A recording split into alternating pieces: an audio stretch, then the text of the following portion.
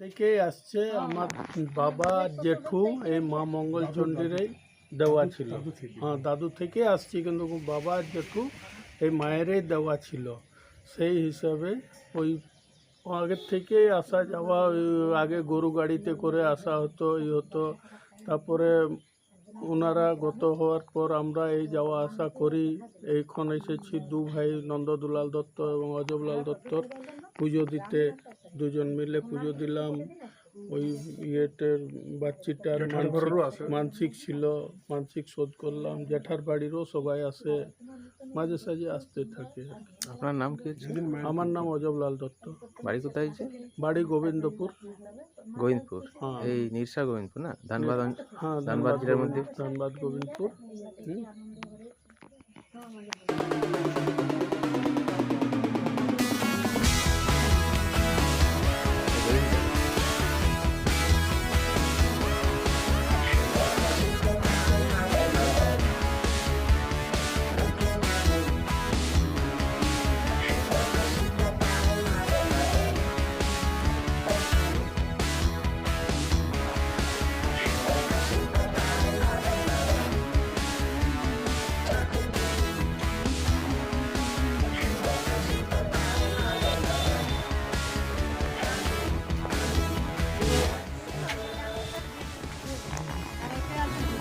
এবার আমরা পুরানো মন্দিরের দর্শনে যাব।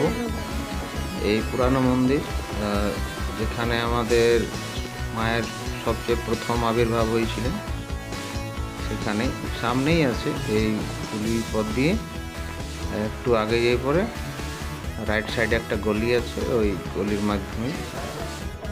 তাহলে চলো আমার সাথে সবাই মায়ের পুরনো মন্দির।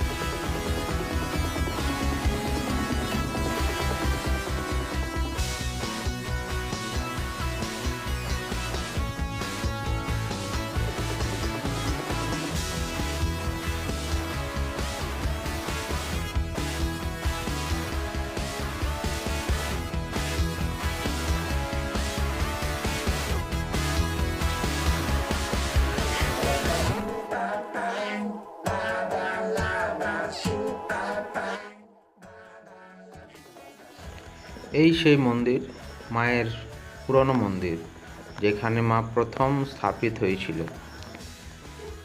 এই মন্দির একেবারে খণ্ডর হয়েছিল, অনেক পুরানো ছিল। তো তাই এইবার নূতনভাবে বানানো হয়েছে।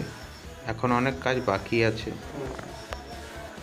এই মন্দিরের সামনে একটা পুকুর আছে, যেখান থেকে মায়ের আবির্ভাব হয়েছিল আর কি। তো মায়ের দর্শন হয়ে গেছে। এখানে মায়ের মূর্তি নাই, প্রতিমা এখানে নাই, এখান শুধুমাত্র মন্দিরে আছে। ভেতরে মায়ের বেদি আছে।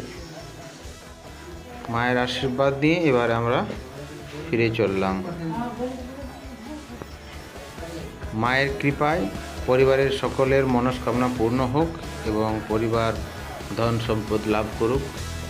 জয় শ্রী শ্রী মা মঙ্গলচণ্ডীর জয়, জয় মা তারানীর জয়।